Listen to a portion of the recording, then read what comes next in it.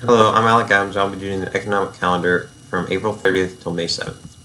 First off is the Chicago PMI. It measures health of manufacturing sector in Chicago. Reading above 50 indicates expansion. I gave this a negative sentiment though, even though the actual was 52.6, just because the previous was 58.7 and the forecast was 58.9, showing that there was a contraction of 6.1 in the health of the manufacturing sector. Next is the CB Consumer Confidence. Measures consumer confidence, leading indicator, and plays a major role in economic activity. Gave this a sentiment that was positive because the actual was 129.2 while the previous was 124.2, and the higher the and forecast of 125.5, the higher the rating, the more confident consumers are. Pending home sales was next. Measures number of homes that are under contract to be sold. I gave this a sentiment that was positive. Actual was 3.8. Previous was -1%. Forecast was 1.2% for month over month, and for year over year it was -1.2%. Previous of -4.9%, and a forecast of -2.1%. This shows that the amount of homes that are going to be sold is increasing, which means the market is still having money put back into it, and that's a good sign. Next up is manufacturing PMI. Measures activity level of purchasing managers in the manufacturing sector. Sentiment was positive due to index being over 50 and beating the forecast.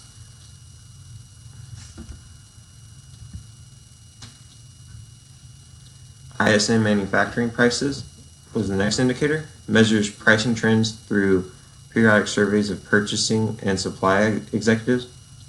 Gave this a negative sentiment because the actual was 50, previous was 54.3, and the forecast was 50.5, so it didn't meet even the forecast that was expected to go down from the previous, showing that pricing trends are not as strong as they were. ISM manufacturing new orders measures the number of participants that reported new orders from customers. Gives a negative sentiment because the actual was 51.7, previous was 57.4, and forecast was 58.5. This just shows that people are not as purchasing as much as they were. ISM manufacturing employment was next. Measures the state of employment in the manufacturing segment. Gave this a negative sentiment due to the fact that it declined 5.3% from the last period, even though it pretty much came in on par with the forecast of 52.5, with the actual being 52.4. 57.5 was the previous, so it's showing that less people are being employed in the manufacturing segment. Construction spending was next. This indicator shows whether the construction segment of the economy is still experiencing growth. Given a negative sentiment because the actual was negative 0.9%, previous was 0.7%, and the forecast was 0.4%. This shows that from the last period till now, that the economy for construction spending went down 1.8%, and meaning that there's less building going on, which means there's less growth going on in the economy. Jobless claims, both of them a negative sentiment because when people aren't working, it's hard for money to keep being put into the economy. Continuing jobless claims was at 1,671,000 for the actual, 1,654,000 for the previous, and consensus what people were expecting was 1,659,000. Initial jobless claims was 230,000, previous was 230,000, and the consensus was 215,000. So this is showing that more people were now filing jobless claims than what was going to be expected. The ISM New York Index measures the business conditions among manufacturers and non-manufacturers in the New York area. Gave this its positive sentiment because the actual 77.3, previous was 66.9, and the forecast was 64. This shows that manufacturers and non-manufacturers feel like the business conditions in New York right now are extremely positive and things can keep going. Factory orders was next. This shows whether the amount of factory orders is increasing / decreasing. For both of them, I gave it a positive sentiment. Factory orders month over month was 1.9 actual. Previous was negative 0.3%, and the forecast was 0.6%. Factory orders X transportation actual was 0.8%, 0.3% was the previous, and the forecast was 0.2. So the actual came in and beat the previous and beat the forecast for both, showing that people are still ordering things from the factory. Next was Market Composite PMI, monthly summary stating changes in the working conditions of private companies in the manufacturing and service sectors. Give this a positive sentiment. This means positive business conditions because the actual was 53, the previous was 54.6, and the forecast was 52.8.